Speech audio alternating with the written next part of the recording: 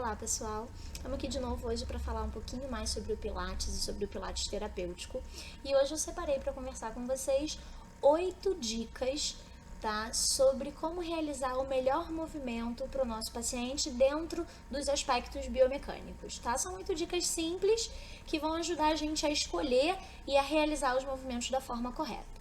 Tá? A primeira dica é escolha o movimento pelo objetivo e não pela beleza. A gente sabe que existem vários movimentos belos no Pilates, vários exercícios super bacanas, mas esses exercícios nem sempre atingem os objetivos que a gente quer com o nosso trabalho. Então, toda vez que você for passar um exercício para o seu cliente, lembre-se sempre de escolher ele pelo objetivo do exercício e pelo objetivo do seu cliente. Assim você não tem como errar. Tá? Segunda dica, observe sempre a postura do seu cliente na hora da execução dos exercícios.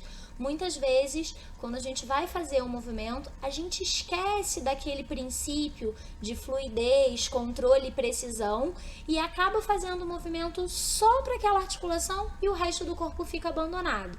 Então, a gente não pode esquecer do resto do corpo. Posição da cabeça, posição das mãos, posição dos pés são extremamente importantes para que o movimento fique dentro da biomecânica.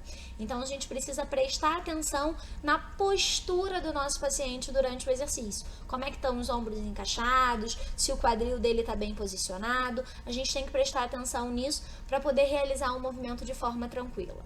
Terceira dica, não permita que seu cliente compense os movimentos. Muitas vezes a gente solicita para o nosso cliente um movimento que ele ainda não está preparado para realizar e ele acaba utilizando outras articulações e outros músculos só para concluir o exercício, tá? E isso vai totalmente contra os objetivos e todo aquele processo de precisão e controle que o Pilates prega.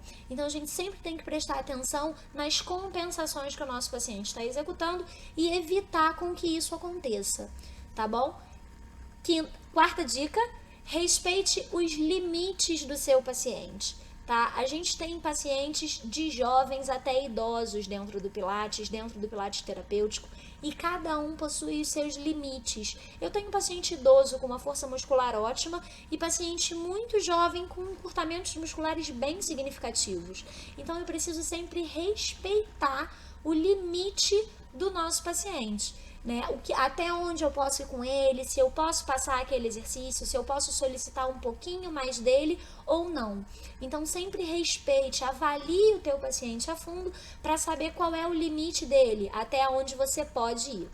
Tá? Quinta dica, não caia no pedido dos clientes. Hoje em dia o Pilates é super divulgado pela internet e tem vários vídeos de exercícios com atores, com famosos, executando movimentos maravilhosos. E os nossos clientes, é claro, muitas vezes chegam no consultório da gente com aquele videozinho no celular, queria fazer esse exercício, queria fazer esse outro. E muitas vezes esse exercício não é um exercício pronto para ele. Ele não está pronto para fazer esse exercício ainda. E a gente faz só para satisfazer, mas aí acaba executando um movimento que não é um movimento biomecanicamente correto, porque ele não está preparado para aquilo ali.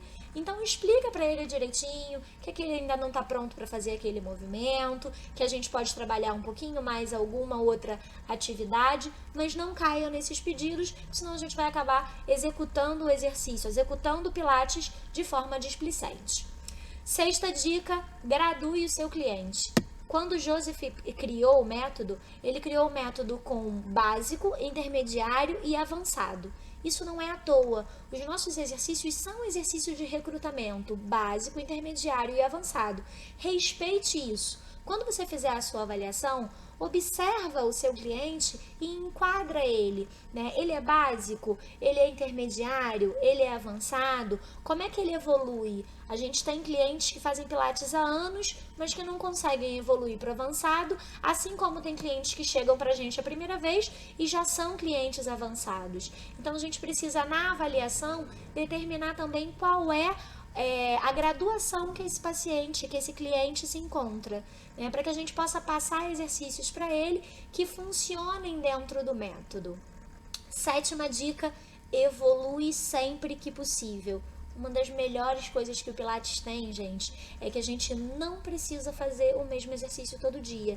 Então, sempre que você for trabalhar com seu cliente, ofereça um desafio novo para ele, coloca ele para fazer um movimento diferente, adiciona um acessório, provoca uma instabilidade, faz alguma coisa extra para que aquele movimento evolua, construa a evolução do seu paciente, construa aquele exercício avançado que ele quer fazer, construa ele aos poucos, né? Começa quebrando aquele exercício avançado e dando ao teu paciente desafios novos para que ele sempre evolua dentro do Pilates, para que a gente não se mantenha sempre naquele mesmo nível, né, aqueles mesmos movimentos básicos, todo dia o mesmo exercício, e que a gente possa ter sempre um desafio novo, que o nosso paciente sempre vá além do que ele pode fazer, né? A gente sempre consegue tirar um pouquinho mais, desafiando ele e trazendo uma qualidade para o movimento.